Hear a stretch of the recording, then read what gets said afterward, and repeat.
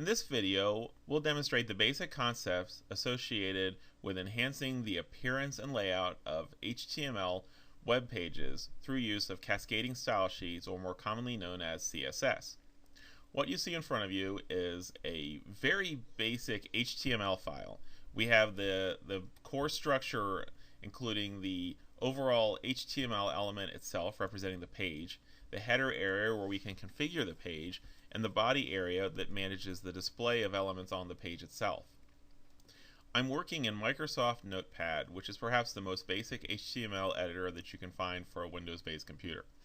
Some of the other tools at our disposal include a very basic style sheet, where you can see that I have indicated in this CSS style sheet that the body element of any page inheriting this sheet should have certain settings applied. Right now, the only setting that we have ready to be applied is a background color of yellow.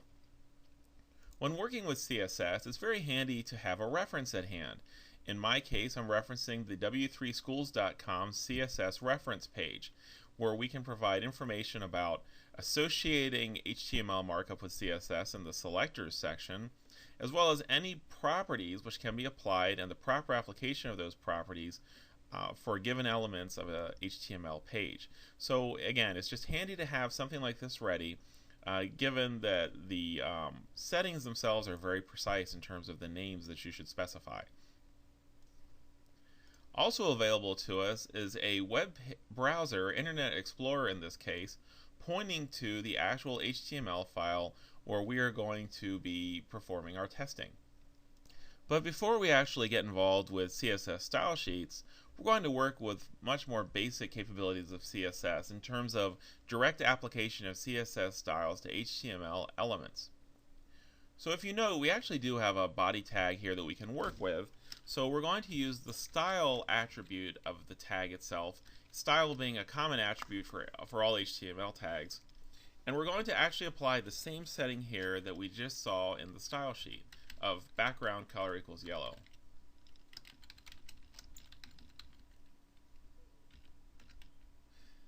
And you always want to follow the same syntax when defining style attributes for an element.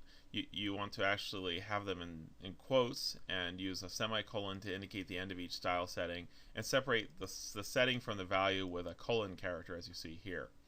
So I'll save the file, go back to the browser, and refresh the page. And the background color is now yellow.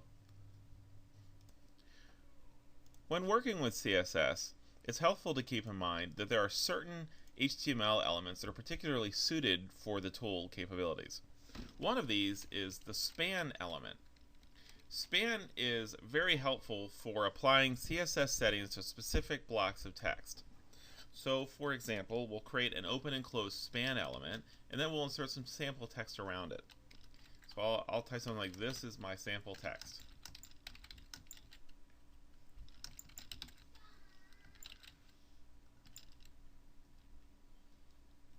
And what I'll put is only the word in the span tag will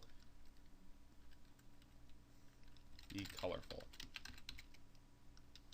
So anything within that tag is going to have the settings we apply here, and I'm going to give it a style setting of color equals red.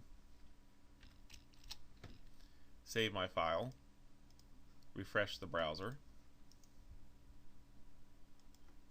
and there you can see the effect of that span tag. Another tag that can be very helpful when working with CSS is a div tag. So what I'll do is change these tags from span to div, and you can immediately see the difference in the page.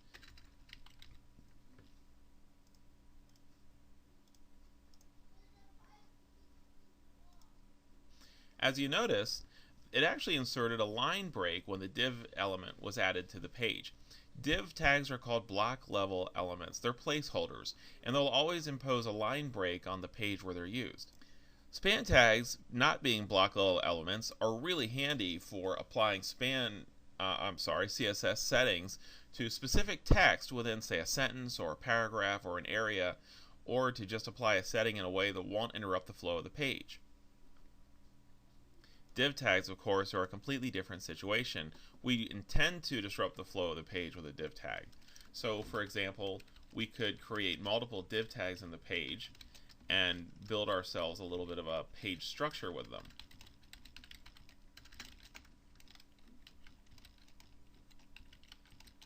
So what I'll have is just like a header, a body, and a footer.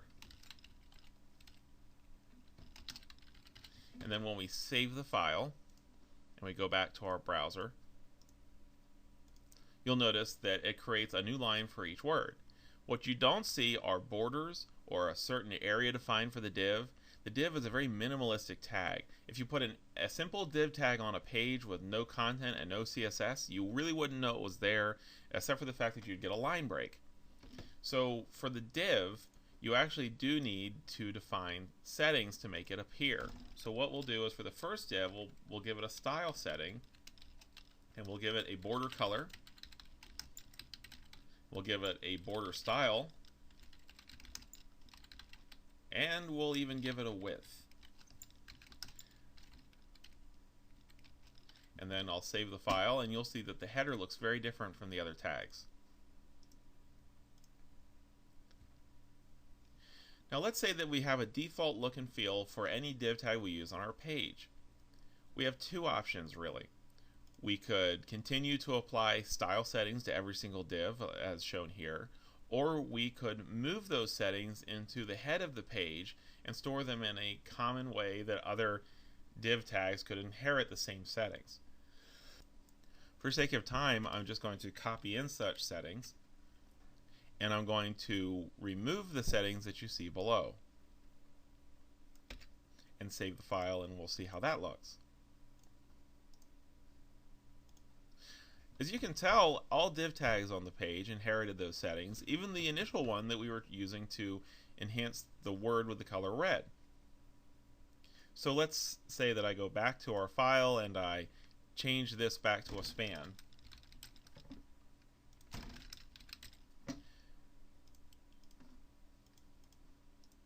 And we'll see that only the tags that are identified at the header would actually have the setting. Now what you can do in terms of style sheets is you can override that tag setting for an individual tag by applying specific style settings inline.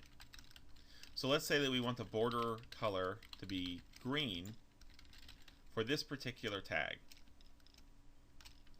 When I save my file and go back to the browser and refresh, just that one has a green border. But what you'll notice is it still has the width setting of the other div tags. It has the padding setting, which is why we have the white space around the word, and it has the border setting, which is why we have lines in the first place. So really what happened is both style definitions applied. The head level style definition was first applied to the element, and then just the settings provided here were overridden, the border color green.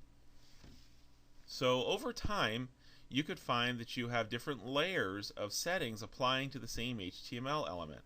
The inline settings always take priority. They'll always override anything else. Then you'll find that the header settings take second priority, and ultimately the actual external CSS style sheet like this one come into play. So now what we'll do is we'll define another div setting here, and we'll give this a background color of white. And this will not take direct effect on our file, as you'll see in a moment. That's because this file is not linked to that style sheet. So we need to actually define a setting in this style sheet that will point back, or this HTML file has to have a setting that will point back to that style sheet. The way that you accomplish such a connection is within the head element of your page, you define a link setting. So it's called a link, and you give it a definition that informs the browser that it's a style sheet link. And then you give it a type of text CSS. And then you give it a actual reference, a hyperlink reference. And in this case, the file is in the same place as our HTML file. So I'm adding the link, and when I save this, go back to my page, you can see that those white backgrounds applied. So we now have 3 layers of settings applying to one HTML element. We have the external style sheet, we have the header level styles, and we have the inline style, all of which apply to that div element. And then we also have the option of using a span element to mark up text. So we could actually use that concept right here. We could put a span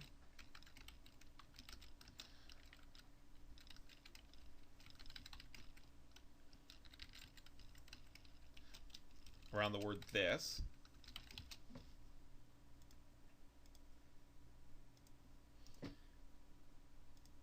And we'll see the fact that we can combine these concepts to create whatever output we desire.